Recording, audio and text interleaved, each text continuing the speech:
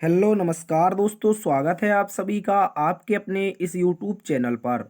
दोस्तों आज हम देखने वाले हैं एक बार फिर से रीजनिंग की एक अति महत्वपूर्ण क्लास। साथियों आज है हमारी रीजनिंग की पार्ट संख्या 87। और इससे पहले के यदि आपने 86 पार्ट नहीं देखे हैं तो वीडियो सेक्शन में जाकर के पिछले पार्ट्स भी देख लीजिएगा। एग्ज़ाम से रिलेटेड बहुत ही इम्पोर्टेंट क्वेश्चंस पिछले पार्ट्स में कवर किए गए हैं। साथियों आज हम रीजनिंग को एक बार फिर से बहुत ही शॉर्ट ट्रिक एवं बेसिक लेवल से सॉल्व करने का प्रयास करेंगे। आज की इस क्लास में कुछ इस तरह से प्रश्न रहेंगे, जैसे कि प्रश्न संख्या 13 है, कह रहा अपराधी चोर और पॉकेट मार। अपराधी चोर और पॉकेट मार में बताना है दोस्तों कौन सा वेन आरेख बनेगा। इसके अतिरिक्त यहाँ पर देखते हैं क्वेश्चन नंबर 1 को, जो कह रहा है कि लोलक की गति यदि आवधिक गति से संबंधित है तो घड़ी के हाथ किससे संबंधित हो जाएंगे। इसके अतिरिक्त अगर देखें क्वेश्चन नंबर 3 को, जो कि अक्षर श्रृंखला का बहुत ही शानदार क्वेश्चन दे रखा है।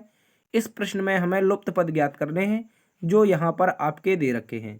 तो दोस्तों बहुत ही शानदार क्लास रहने वाली है, इसलिए आप इस क्लास को अंत तक जरूर देखिएगा। चलिए शुरुआत करते हैं आज के पहले प्रश्न की। इससे पहले दोस्तों आपको बता दिया जाए कि ये जो रीजनिंग की क्लास है कौन कौन से एग्जाम्स के लिए इंपॉर्टेंट है। तो दोस्तों यदि आप इनमें से किसी भी एग्जाम्स की तैयारी कर रहे हैं, जैसे SSC GD, MTS, CHSL, CGL, CPO, UPSI, UP police, Bihar police, Agniveer clerk, Rajasthan police, Delhi police, railway group D, NTPC, DFCCIL, ALP, IBPS, navy, Madhya Pradesh police, CRPF, DRDO, CISF, ITBP, CTET, DSSSB, UKPSC, दरोगा, UP triple SC PET, UPPSC, MPPSC, BPSC, super TET, UP PET तथा UP TET और भी प्रतियोगी परीक्षाएं जिनमें आपका reasoning पूछा जाता है, उन सभी एग्जाम्स के लिए ये क्लास बहुत शानदार साबित होने वाली है। चलिए दोस्तों शुरुआत करते हैं आज के पहले प्रश्न की। इससे पहले एक छोटी सी जानकारी है, यदि आप इस क्लास की पीडीएफ प्राप्त करना चाहते हैं तो आप डिस्क्रिप्शन में दिए गए लिंक के माध्यम से आप अपने टेलीग्राम ग्रुप को ज्वाइन कर लेंगे, जहां पर आपको प्रतिदिन क्लास नोट्स और पीडीएफ उपलब्ध करवाई जाती है। ठीक है दोस्तों, चलते हैं आज के पहले प्रश्न से। शुरुआत करते हैं आज के पहले क्वेश्चन की। आज का पहला क्वेश्चन है हमारे पास बहुत ही शानदार तरीके से। क्वेश्चन नंबर 1 कह रहा है लोलक की गति अगर आवधिक गति से संबंधित है तो घड़ी के हाथ किससे संबंधित हो जाएंगे। दोस्तों अगर बात कर लेते हैं लोलक की गति की, यानी कि पेंडुलम की अगर गति की बात की जाए दोस्तों, जो लोलक होता है उसकी जो गति होती है उस गति को कहा जाता है आवधिक गति। क्या कहा जाता है, जो पेंडुलम होता है कुछ इस प्रकार से ही तो होता है। पेंडुलम इस तरह से ये गति करता है, एक निश्चित सीमा रेखा के अंतर्गत एक गति करता है। जो ये दोस्तों गति होती है, ये जो गति होती है इसको क्या कहा जाता है, इसको कहा जाता है साथियों आवधिक गति। अब बात कर लेते हैं घड़ी के हाथ की। अब दोस्तों बहुत सारे विद्यार्थी तो यहीं पर कंफ्यूज होंगे कि सर घड़ी के हाथ क्या होते हैं। देखिए जो घड़ी की सुइयां होती हैं दोस्तों, बात करेंगे घड़ी की सुइयों के बारे में। इनको रीजनिंग की भाषा में कभी कभी घड़ी के हाथ भी कह देते हैं। तो घड़ी की जो सुइयां होती हैं ये कैसी गति करती हैं। तो अगर हम बात करें गति की, घड़ी की सुइयों की गति की, तो कुछ इस तरह से घड़ी दिखाई देती है। यहाँ पर आपकी सुइयां होती हैं कुछ इस तरह से। तो ये कैसी गति करेंगी, तो एक सर्कल के अंतर्गत गति कर रही हैं। यानी कि कैसी गति होगी, तो आप कहेंगे सर इसकी जो गति बन जाएगी वो वृत्तीय गति होगी। कैसी होगी दोस्तों, एक वृत्त, घड़ी एक वृत्त की तरह होती है और जो घड़ी की सुइयां होती हैं वो वृत्तीय गति करती हैं। इसको आप लोग अच्छे से याद रखेंगे। चलते हैं साथियों अगले प्रश्न की तरफ। अगला प्रश्न है हमारे पास क्वेश्चन नंबर 2। क्वेश्चन नंबर 2 भी एक बहुत शानदार क्वेश्चन है, इसको हम लोग देखेंगे और बहुत शानदार तरीके से इसको हम लोग सॉल्व करेंगे। तो देखिए प्रश्न नंबर 2 की बात करें, कह रहा है मास्टर को अगर ये लिखा जाता है, रेंज को अगर ये लिखा जाता है तो मैनेजर्स का कोड क्या हो जाएगा, ये बताना है दोस्तों। चलिए बता देते हैं हम मैनेजर्स के कोड को। तो सबसे पहले कोड बताएंगे हम मास्टर का। तो यहाँ पर क्या लिखा है मास्टर, तो इसका प्लेस वैल्यू लिख लेते हैं 13, उसके बाद 1, उसके बाद 19, उसके बाद हमारा 20, आगे हो जाएगा 5 और आर होता है दोस्तों 18 पर। इस तरह से इसको क्या लिखा गया है, तो कहेंगे दोस्तों आप इसको लिखा गया है 15 यानी कि ओ, उसके बाद लिखा गया है सी यानी कि 3, आगे लिखा गया है यू यानी कि 21, आगे लिखा गया है वी यानी कि 22 और आगे लिखा गया है 7 यानी कि जी और आगे लिखा गया है दोस्तों 20। ठीक है, इस तरह से यानी कि टी। तो अगर आप इसके लॉजिक की बात कर लें, इसके अतिरिक्त एक और देख लेते हैं यहाँ पर रेंज के कोड को। रेंज के कोड को भी चेक कर लेते हैं। तो आर 18 पर आ जाता है, ए दोस्तों 1 पर आता है। ठीक है, ए 1 पर आता है, उसके बाद एन हमारा 14 पर आता है और जी हमारा 7 पर आता है। इसके अतिरिक्त जो ई होता है दोस्तों, क्या क्या होता है, ई हमारा 5 पर आ जाता है। तो इस तरह से हम रेंज का कोड भी बता देंगे। तो रेंज का कोड क्या लिखा गया है तो उसको भी समझ लीजिए, यानी कि T20 पर लिखा गया है। आगे सी दोस्तों 3 पर लिखा गया है। आगे दोस्तों देखेंगे तो 16 पी लिखा गया है। ठीक है, उसके बाद देखेंगे आई यानी कि 9 लिखा गया है। ठीक है, क्या लिखा गया है, आई का प्लेस वैल्यू 9 होता है और जी मतलब 7 लिखा गया है। तो इस तरह से इसका लॉजिक बन रहा है दोस्तों, गौर से समझिएगा, इसका जो लॉजिक बन रहा है कुछ इसी तरह से बन रहा है। ठीक है, अब दोस्तों अगर आप लोग इसको गौर से समझेंगे तो दोस्तों यहाँ पर हर एक में जो लॉजिक लग रहा है, हर एक में जो लॉजिक लग रहा है उस लॉजिक को समझिए। हर एक में +2 हो रहा है, 13 2 15, 1 और 2 3, उसके बाद 19 2 21, उसके बाद 20 2 22, उसके बाद 5 2 7, उसके बाद 8 2 10, इस तरह से कहेंगे। उसके बाद यहाँ पर भी देखेंगे 18 2 20, 1 और 2 3 और 14 2 16 और 7 2 9 और 5 2 7, इस तरह का लॉजिक बन रहा है। तो दोस्तों अगर बात कर ले इस लॉजिक की तो देखिए क्या बताना है, मैनेजर्स का कोड बताना है, मैनेजर्स का। तो मैनेजर्स का कोड कैसे बताएंगे, तो एम होता है 13 पर, अगर इसमें +2 करेंगे तो दोस्तों कितना आएगा, आप कहेंगे अगर एम में +2 करते हैं तो एम का मतलब 15 आना चाहिए और 15 प्लेस वैल्यू होती है ओ की। तो इस तरह से हमारा एम ओ से शुरुआत होनी चाहिए जो कि सारे के सारे हैं। इसके बाद देख लेते हैं लास्ट में एस है। एस का मतलब क्या है, कोड 19, और 19 में यदि +2 करेंगे, 19 में +2 करेंगे तो दोस्तों आप कहेंगे 21 आएगा, और 21 जो प्लेस वैल्यू होती है वो यू की होती है। तो ओ से तो शुरुआत होनी चाहिए और यू से अंत। तो इस तरह से ये तो हमारे दोनों के दोनों गलत हो गए। ठीक है, ये दो ऑप्शन नंबर सी और ऑप्शन नंबर डी, क्योंकि इसमें लास्ट में वी दे रखा था। अब बात कर लेते हैं कौन सी चीज़ की बात करें, कौन सा चेक करें। तो देखिए ओ सी पी यहाँ पर है, ओ सी पी यहाँ पर भी है, आगे जी टी यू यहाँ पर है, जी टी यू यहाँ पर है। आगे देखिए अगर बात कर लें यहाँ पर चौथे नंबर की, लास्ट से चौथे की बात करें तो जी दे रखा है। ठीक है, जी दे रखा है, जी का मतलब 7 होता है, और 7 में +2 करेंगे दोस्तों 9 आएगा, यानी कि आई आना चाहिए। क्या आना चाहिए, आई आना चाहिए। देखिए यहाँ पर आई दे रखी है, ये दे रखी है, गौर से समझिए।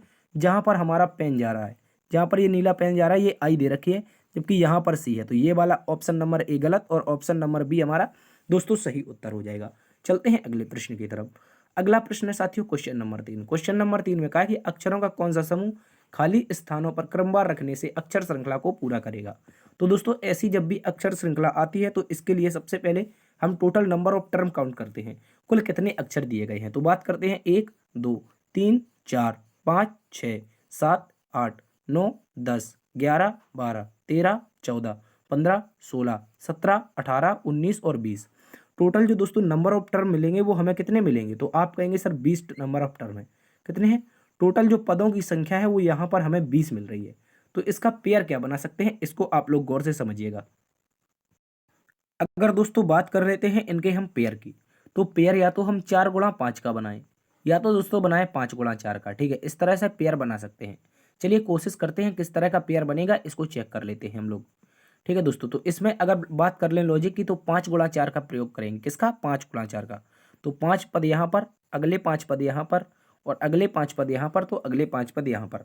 ठीक है, तो अगर देखें तो यहाँ पर क्या फिल कर सकते हैं हम दोस्तों, यहाँ पर देखेंगे डबल ए है। ठीक है, यहाँ पर ए बी है, तो यहाँ पर डबल ए है, यहाँ पर एन ए है, तो यहाँ पर डी एन ए है। तो इस तरह का दोस्तों 5 गुणा 4 का कोई लॉजिक ही नहीं बन रहा है साथियों, 5 गुणा 4 का कोई लॉजिक ही नहीं बन रहा है। इसके बाद अगर बात करें 4 गुणा 5 की, तो 4 गुणा 5 में तो दोस्तों इस तरह से 4 4 के पेयर बनेंगे। ठीक है, इस तरह से ये 4 4 के पेयर बन जाएंगे। तो आप देखेंगे अगर यहाँ पर गौर से ए बी है, तो यहाँ पर अगर रख दें हम बी ए, तो क्या बन रहा है दोस्तों, कुछ समझ में नहीं आ रहा है।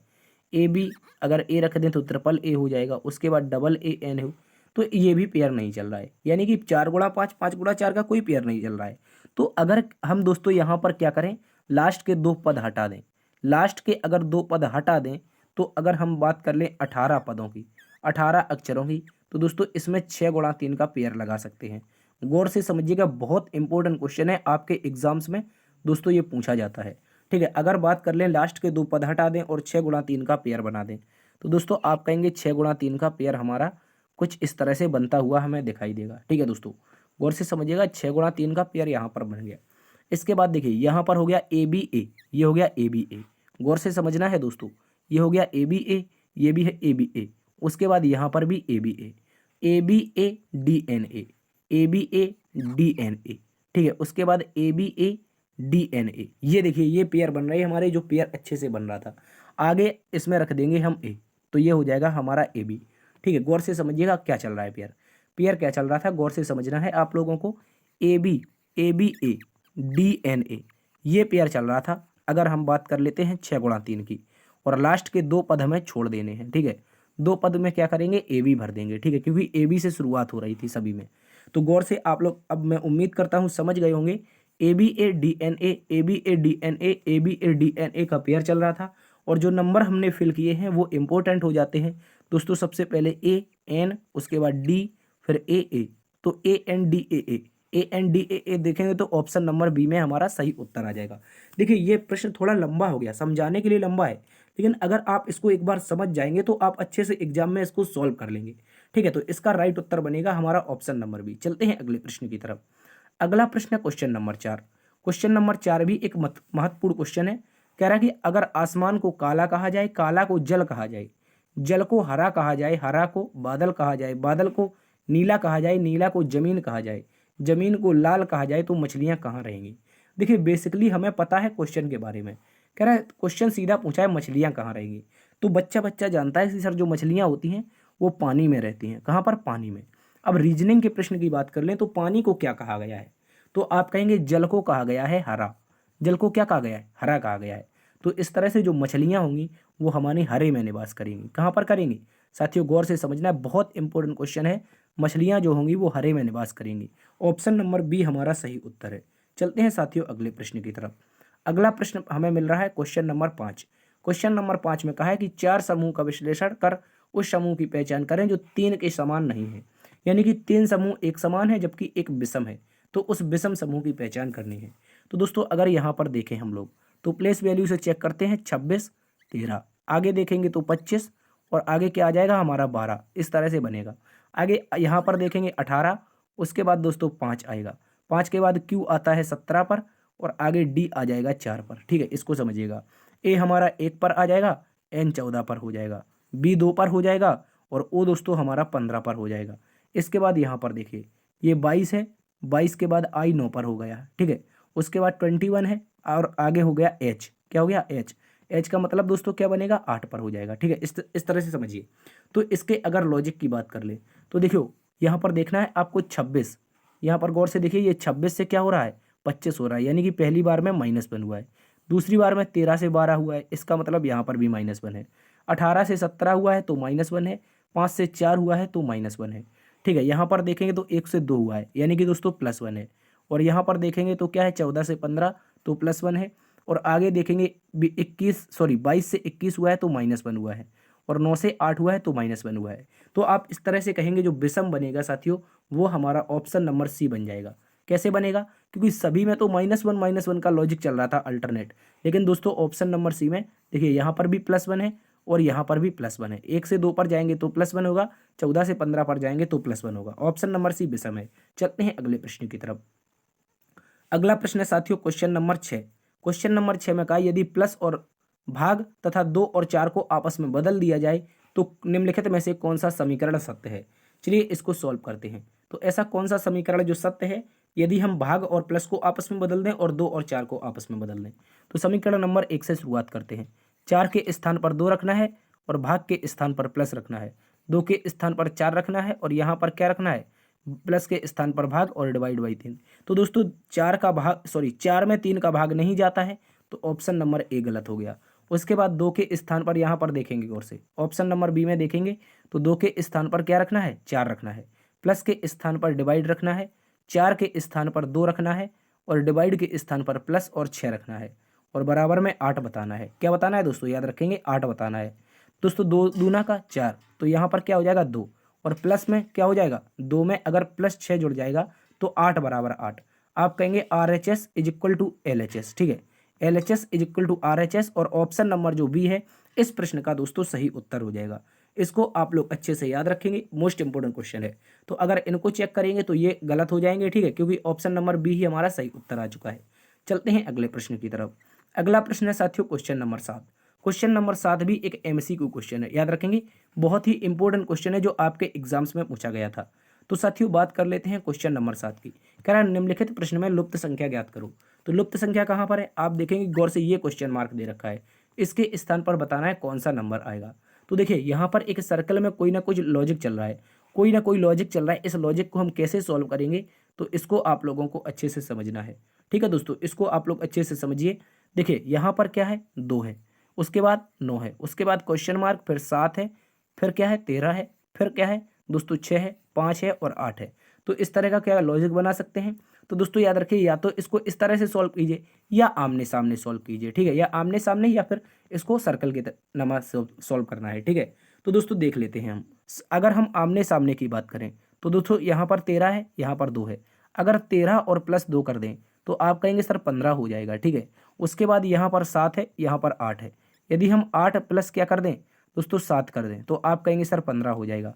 उसके बाद 6 और प्लस में क्या कर दें दोस्तों 9, तो 6 और प्लस में करेंगे 9, तो दोस्तों भी हमारा यहाँ पर 15 आ जाएगा। अब बचता है 5 और क्वेश्चन मार्क, तो क्वेश्चन मार्क और plus 5, question mark plus 5 is equal to 15 लाना है। तो क्वेश्चन मार्क के स्थान पर क्या रख देंगे, आप कहेंगे सर क्वेश्चन मार्क के स्थान पर 10 रख दें और प्लस में 5 कर दें तो 15 आ जाएगा, ठीक है। तो क्वेश्चन मार्क के स्थान पर ऑप्शन नंबर ए हमारा 10 आ जाएगा। बहुत इंपॉर्टेंट क्वेश्चन है, इसको आप लोग अच्छे से याद रखेंगे। चलते हैं साथियों अगले प्रश्न की तरफ। अगला प्रश्न है क्वेश्चन नंबर 8, कह रहा है कि यदि राम और श्याम सुबह के वक्त एक दूसरे के सामने खड़े थे और बात कर रहे थे, जिससे राम की छाया श्याम के दाहिनी ओर बन रही थी, श्याम का मुख किस दिशा में है। चलिए इसको सॉल्व करते हैं। तो सबसे पहले कहा है कि एक सुबह, तो सूर्य कहाँ पर होगा, सूर्य हमारा पूर्व में होगा। याद रखेंगे जो सूर्य होगा वो कहाँ पर होगा, पूर्व में होगा, जब सुबह की बात कर रहा है, ठीक है, सुबह की बात कर रहा है। और इसकी जो छाया बनेगी वो हमेशा पश्चिम में बनेगी। कहाँ पर बनेगी दोस्तों, गौर से समझना है, जो छाया बनेगी वो पश्चिम में बनेगी। अब देखिए इस तरह से ये लोग बात कर रहे होंगे, राम और श्याम, इस तरह से ये लोग बात कर रहे थे, ठीक है। इसको आप लोग गौर से समझिए, ठीक है। यहाँ पर हमारे राम और श्याम हो जाएंगे। तो कह रहा है कि जो जिससे राम की जो छाया है श्याम की दाहिनी ओर बन रही थी। राम की जो छाया है, छाया तो निश्चित है इस दिशा में बनेगी, ठीक है। और जो छाया है राम की, याद रखेंगे, जो राम की छाया है वो किस दिशा में बन रही थी, श्याम की दाहिनी ओर। तो श्याम का दाहिना कैसे बनेगा, यदि हम श्याम का दोस्तों मुख, यदि हम श्याम का मुख यहाँ पर श्याम को खड़ा कर दें और इसका मुख दक्षिण की ओर कर दें तो तभी तो श्याम का दाहिना बनेगा। गौर से समझिए, यदि मेरा मुख दक्षिण दिशा में है तभी तो मेरी छाया पश्चिम में बनेगी। गौर से समझना, आप अपने आप को सुबह खड़ा करके एक्सपेरिमेंट करना है इसमें, ठीक है। जब मेरा मुख दक्षिण दिशा में होगा तभी तो मेरी छाया पश्चिम में बनेगी, ठीक है। यदि सूर्य पूर्व में है, ये कंडीशन आपको याद रखनी है। उसके बाद यहाँ पर आ जाएंगे राम। तो क्वेश्चन में क्या पूछा है, श्याम किस दिशा में देख रहा है, श्याम ये रहा, देख किस दिशा में रहा है, तो आप कहेंगे दक्षिण की ओर देख रहा है। तो इस तरह से हमारा ऑप्शन नंबर डी इस प्रश्न का सही उत्तर हो जाएगा। चलते हैं साथियों अगले प्रश्न की तरफ। अगला प्रश्न है दोस्तों क्वेश्चन नंबर 9। क्वेश्चन नंबर 9 में कहा कि श्रृंखला को पूरा कीजिए। यहाँ पर एक बहुत ही इंपॉर्टेंट श्रृंखला दे रखी है और ये क्वेश्चन मार्क भी दे रखा है, तो इसमें से बताना है कि क्या आएगा। चलिए श्रृंखला को हम अलग से लिख लेते हैं। तो दोस्तों यहाँ पर देखें तो हम सबसे पहले 22 को लिखेंगे, उसके बाद दोस्तों 24 को लिखेंगे, उसके बाद 28 को लिखेंगे, आगे दोस्तों क्वेश्चन मार्क को लिखेंगे, आगे दोस्तों 52 को लिखेंगे और आगे क्या लिखेंगे, तो आप कहेंगे सर 84 लिखेंगे, ठीक है। इस तरह से बनेगा। तो अब देखिए इसके लॉजिक की अगर बात कर लें तो दोस्तों लॉजिक बहुत ही शानदार है। 22 से हुआ है 24 तो प्लस 2 हुआ है, 24 से हुआ है 28 तो दोस्तों क्या हुआ है, प्लस 4 हुआ है, ठीक है। आगे क्या होना चाहिए और उसके बाद आगे क्या होना चाहिए। और 52 में अगर 84 का मतलब देख लें तो दोस्तों आप पाएंगे कि यहाँ पर प्लस 32 हुआ है, ठीक है। 32 52 ही तो 84 होता है, ठीक है, इसको याद रखेंगे। तो दोस्तों अगर बात कर लें इस प्रश्न की, देखिए 2 4, उसके बाद यदि दोस्तों हम कर दें 8 और यदि कर दें 16, क्योंकि हमेशा 2 गुना जुड़ रहा है, इसमें क्या जुड़ रहा है साथियों, हमेशा 2 गुना जुड़ रहा है, इसको आप लोगों को अच्छे से याद रखना है। तो अब देखेंगे हम लोग, ठीक है, क्या देखेंगे, तो देखो 2 दूना का 4, ठीक है, 4 दूना का 8, 8 दूना का 16, 16 दूना का 32। यहाँ पर मल्टीप्लाई का लॉजिक है, गौर से समझना है, ठीक है। यहाँ पर क्या है दोस्तों, मल्टीप्लाई का लॉजिक। तो अगर 28 में 8 जोड़ दें, आप कहेंगे सर 28 और प्लस में 8 करेंगे तो कितना हो जाएगा साथियों, 36 हो जाएगा। क्या हो जाएगा, 36। और इस तरह से इस प्रश्न का सही उत्तर बनेगा ऑप्शन नंबर बी, जो कि बहुत इंपॉर्टेंट है। Option number B is the right answer. चलते हैं साथियों अगले प्रश्न की तरफ।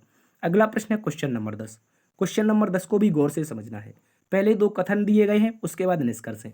तो दोस्तों जब भी कथन निष्कर्ष का प्रश्न आता है हमेशा हम किसके सर्कल के साथ सॉल्व करते थे, लेकिन इस बार जो कथन निष्कर्ष है वो अलग तरीके का है। तो इसमें आपको लॉजिक लगाना है, पहले कथन पढ़ना है अच्छे से गौर से, उसके बाद निष्कर्ष का पता करना है क्या निष्कर्ष कथन से संबंध रखता है। अगर निष्कर्ष कथन से संबंधित रखता है तो आप लगा देंगे कि निष्कर्ष 1 सही है या फिर निष्कर्ष 2 सही है। जो भी कथन से संबंधित निष्कर्ष रखेगा वही निष्कर्ष हमारा सही उत्तर होगा, ठीक है। इसको हम लोग अच्छे से देखते हैं। अब अगर आप दोस्तों इस कथन को पढ़ेंगे तो कथन को पढ़िए कि सभी सद्गुणी व्यक्ति प्रसन्न रहते हैं, जितने भी सद्गुणी व्यक्ति हैं, गौर से समझना है दोस्तों, जितने भी सद्गुणी व्यक्ति हैं सभी सद्गुणी व्यक्ति क्या हैं, प्रसन्न हैं। कोई दुखी व्यक्ति सद्गुणी नहीं है, गौर से समझना है। जितने भी सद्गुणी व्यक्ति हैं जिनके अंदर अच्छे गुण हैं वो कैसे हैं, प्रसन्न हैं। और कोई भी दुखी व्यक्ति सद्गुणी नहीं है, अर्थात कह रहा है कि जो व्यक्ति दुखी है उसके अंतर्गत सद्गुण है ही नहीं। तो कथन से संबंधित अब बताना है। तो दोस्तों यहाँ पर कह रहा है प्रसन्नता और सद्गुण परस्पर में संबंध है। प्रसन्नता और सद्गुण का परस्पर में संबंध है। देखिए ये रहा प्रसन्नता और ये रहा सद्गुण, ठीक है। तो इसका संबंध बन जाएगा क्योंकि हम हमेशा बनाते थे। मान लीजिए अगर इस तरह से बना दे, यहाँ पर क्या है, सद्गुणी मेन कर दें, ठीक है।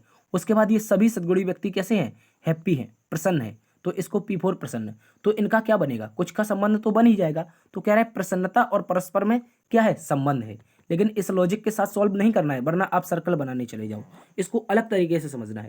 कह रहा है सभी सद्गुणी व्यक्ति प्रसन्न हैं, तो निष्कर्ष निकलता है कि प्रसन्नता और सद्गुण का क्या है, परस्पर में संबंध है। यानी कि दोस्तों पहला वाला हमारा सत्य हो जाएगा।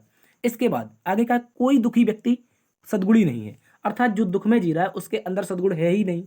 तो देखिए निष्कर्ष नंबर 2 कह रहा है दुखी व्यक्ति सद्गुणी नहीं होता है। तो यही इसका सही उत्तर बन जाएगा। तो इसका मतलब क्या कह रहा है, कह रहा है कोई दुखी व्यक्ति सद्गुणी नहीं है, मतलब दुखी व्यक्ति सद्गुणी होता ही नहीं है। तो इस तरह से ये भी सही हो जाएगा।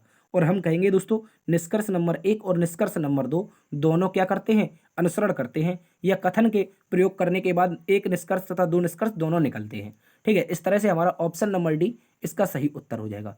मोस्ट इंपोर्टेंट क्वेश्चन है, इसको आप लोग अच्छे से याद रखेंगे। चलते हैं साथियों अगले प्रश्न की तरफ। अगला प्रश्न है क्वेश्चन नंबर 11। क्वेश्चन नंबर 11 में हमसे दोस्तों कहा है निम्नलिखित में से कौन सा विकल्प लुप्त आकृति को पूरा करेगा। देखिए यहाँ पर एक आकृति दे रखी है और इसमें ये एक्स दे रखा है, एक्स के स्थान पर बताना है कौन सी आकृति आएगी। तो चलिए दोस्तों इसकी बात कर लेते हैं। तो सबसे पहले क्या करेंगे हम लोग, इसको हम पूरा करेंगे। तो कैसे पूरा करेंगे दोस्तों, याद रखिएगा कुछ इस तरह से हमारी आकृति है। तो इसको पहले तो इस तरह से पूरा करेंगे, ठीक है, इस तरह से पूरा करेंगे क्योंकि यहाँ पर ऐसा ही तो बन रहा है, सभी में यही तो बन रहा है, गौर से समझिएगा, यही तो सभी में बन रहा है। तो इस तरह से इसको हम पहली बार में पूरा कर लेंगे, ठीक है। देखिए कैसे करेंगे, ऐसे करके, ठीक है, ये हो गया। उसके बाद इसके अंतर्गत कुछ ऐसा एक सर्कल आया था, गौर से समझना, ऐसा एक सर्कल आया था। और ये जो लाइन थी, देखिए ये जो लाइन थी ये यहाँ पर मिल रही थी, सभी में मिल रही है, ये वाली लाइन इसमें मिल रही है अंदर तक, ये यहाँ पर मिल रही और ये यहाँ पर। तो इस तरह से एक लाइन यहाँ पर भी मिलेगी, ठीक है। और इसका एक सर्कल ऐसा बनेगा, ठीक है, गौर से समझना है। और इसके बाद एक यहाँ पर ऐसा बनेगा, एक मिनट, यहाँ पर सबसे पहले इसको ऐसा बनाएंगे, दूसरा ऐसा बनाएंगे। उसके बाद अब देखिए ये तो लाइन हमारी पूरी बन गई। उसके बाद इसके बीच से कुछ इस तरह से फूल लाने हैं, ये जो फूल खिल रहे हैं अंदर ऐसे, ये फूल इस तरह से लाने हैं, ठीक है। इस तरह से यहाँ पर हमारे फूल भी आ जाएंगे उसी दिशा में जिस दिशा में ये फूल हमेशा की तरह बन रहे हैं। तो ऐसी आकृति बनेगी। तो ऐसी आकृति को देखने के लिए हम पाएंगे, देखिए इसके फूल गलत दिशा में गलत है, इसमें फूल है ही नहीं तो ये गलत है। अब देखिए ये दोनों सही है, लेकिन इसमें सही कौन है, देखिए यहाँ पर 2 छल्ले आ रहे हैं, तो ये वाला गलत है, छल्ला एक ही है। तो ऑप्शन नंबर सी क्या हो जाएगा साथियों, हमारा सही उत्तर हो जाएगा। Option number C is the right answer. चलते हैं अगले प्रश्न की तरफ। अगला प्रश्न है दोस्तों क्वेश्चन नंबर 12, कह रहा है निम्नलिखित विकल्प लुप्त आकृति को पूरा करेगा। सॉरी यहाँ पर हमें ये नहीं बताना था, ये पिछले क्वेश्चन का रिपीट हो गया है, ठीक है। तो यहाँ पर बताना है प्रश्न आकृति और उत्तर आकृतियों में ये बताना है कि ये जो ए बी दर्पण रखा है, दर्पण का प्रतिबिंब क्या होगा। जल्दी से बताइए इसका प्रतिबिंब कैसे बनेगा। तो दोस्तों मान लेते हैं यहाँ पर क्या है, एक दर्पण रखा है, ठीक है, एक दर्पण रखा है। तो हमने कई बार आपको बताया है जो भी आकृति दर्पण के नज़दीक होगी वो हमेशा नज़दीक ही बनेगी, ठीक है, गौर से समझना है। जो आकृति दर्पण के नज़दीक होगी, जैसे ये देखिए ये डॉट जो है दर्पण के नज़दीक है, तो कैसा बनना चाहिए, आप कहेंगे सर दर्पण के नज़दीक बनना चाहिए। तो ऐसी आकृति सबसे पहले बनेगी, ठीक है, गौर से समझना है। सबसे पहले ऐसी आकृति बनेगी, तो इसको हम ऐसी आकृति बना देते हैं, ठीक है। और दर्पण के नज़दीक क्या दे रखा था, डॉट दे रखा था। तो डॉट को हम कैसे बनाएंगे, यहाँ पर दर्पण के नज़दीक बनाएंगे, ठीक है। इस तरह से दर्पण के नज़दीक डॉट बन जाएगा। और दर्पण के ही नज़दीक ये ऊपर कॉर्नर में 2 आकृतियाँ दे रखी हैं, क्या 2 कटिंग दे रखी हैं इस तरह की, ठीक है। तो दर्पण के नज़दीक ये 2 कटिंग भी हमारी आ जाएंगी, पास पास में लानी है 2 कटिंग, ठीक है, ये 2 कटिंग हुई। उसके बाद में यहाँ पर हमारी 2 कटिंग और आनी चाहिए, ठीक है, गौर से समझना है। ये 2 जो लाइनें हैं ये वाली, ये भी और आनी चाहिए। तो आप पाएंगे कौन से आकृति में है, देखिए ऐसा ये वाला गलत है और ये वाला भी गलत है। इसके अतिरिक्त आगे देखा जाए तो यहाँ पर ये वाला भी गलत है, ठीक है, क्योंकि इसका जो बिंदु है दूसरी दिशा में, ठीक है। एक मिनट, कुछ तो गड़बड़ हो रहा है यार, कुछ तो गड़बड़ हो रहा है। देखिए यहाँ पर ये आकृतियाँ बन चुकी थी। अब गौर से समझिए यहाँ पर क्या है, ये वाली जो आकृति है दर्पण के नज़दीक कैसे है, ये दर्पण के दूर है लेकिन यहाँ पर तो नज़दीक है, तो ये वाला तो गलत हो गया। उसके बाद ये डॉट दूसरी दिशा में, तो ये गलत हो गया। इसका डॉट भी दूसरी दिशा में, तो ये भी गलत हो गया। अब बचा केवल और केवल हमारे पास ऑप्शन नंबर बी। और दोस्तों हम कहेंगे इस स्थिति में हमारा ऑप्शन नंबर बी सही उत्तर हो जाएगा। एक बार इसको आप लोग रिवर्स करके कुछ देर के लिए फिर से समझिए। रिवर्स करके 10-20 सेकंड फिर से जाइए और फिर से समझिए, तो हमें सही उत्तर पता चल जाएगा। चलते हैं अगले प्रश्न की तरफ। अगला प्रश्न है दोस्तों क्वेश्चन नंबर 13। क्वेश्चन नंबर 13 भी एक मोस्ट इंपोर्टेंट क्वेश्चन है। कह रहा है अपराधी, चोर और पॉकेट मार। अपराधी, चोर और पॉकेट मार में बताना है दोस्तों सही वेन आरेख कौन सा बनेगा। तो दोस्तों बात कर लेते हैं अपराधी, चोर और पॉकेट मार की। तो दोस्तों जो अपराधी होता है वो चोर होता है, जो अपराधी होता है वो पॉकेट मार भी होता है। यानी कि गौर से समझना है कैसे इसका आकृति बनेगा। तो इसका आकृति कुछ ऐसे बनेगा। सबसे पहले हम क्या लिखेंगे, चोर को लिखेंगे। किसको लिखेंगे दोस्तों, तो आप कहेंगे चोर को लिख देंगे। तो इस तरह से चोर हो जाएगा, ठीक है, चोर हो गया। और इसके बाद क्या हो जाएगा, यहाँ पर हमारा इस तरह से अपराधी आ जाएगा। क्या आ जाएगा दोस्तों, गौर से समझना है। हालांकि चोर भी अपराधी होता है, लेकिन अपराधी अभी आपका अलग बनेगा। क्यों बनेगा उसको भी अभी हम आपको समझाएंगे, ठीक है। ये हो गया अपराधी, और इसके ऊपर एक बड़ा सा सर्कल किसका आएगा, सॉरी यहाँ पर ये हमारा पॉकेट मार आना चाहिए यार। अपराधी कैसे बना दिया, ये हो जाएगा पॉकेट मार, ठीक है, पॉकेट मार। तो ऐसा बन जाएगा, ये हो गया पॉकेट मार, और इस तरह से ये हो जाएगा हमारा अपराधी का। किसका हो जाएगा दोस्तों, अपराधी का। तो इसको आप लोग अच्छे से समझिएगा, ठीक है, मोस्ट इंपोर्टेंट क्वेश्चन है, अच्छे से समझना है। तो दोस्तों इस प्रश्न का जो सही उत्तर बनेगा वो कुछ इस तरह की आकृति में आएगा। और इस तरह की जो आकृति है वो किस में दिखाई दे रही है, ऑप्शन नंबर डी में दिखाई दे रही है। साथियों ऑप्शन नंबर डी इस प्रश्न का सही उत्तर हो जाएगा। इसको आप लोग अच्छे से याद रखेंगे। तो साथियों आज की क्लास यहीं पर समाप्त करते हैं। आशा करते हैं आज की क्लास आपको पसंद आई होगी। यदि पसंद आई है तो एक बार से सेशन को लाइक कर दीजिए, दोस्तों में सेशन को ज़्यादा से ज़्यादा शेयर कीजिए। यदि चैनल पर पहली बार आए हैं तो अपने चैनल को सब्सक्राइब कर लीजिए, ठीक है। देखते रहिए आपका अपना परिवार लर्न विद DS सर। मिलते हैं कल एक नई क्लास में नई ऊर्जा के साथ। तब तक के लिए अपना ख्याल रखना। जय हिंद, जय भारत।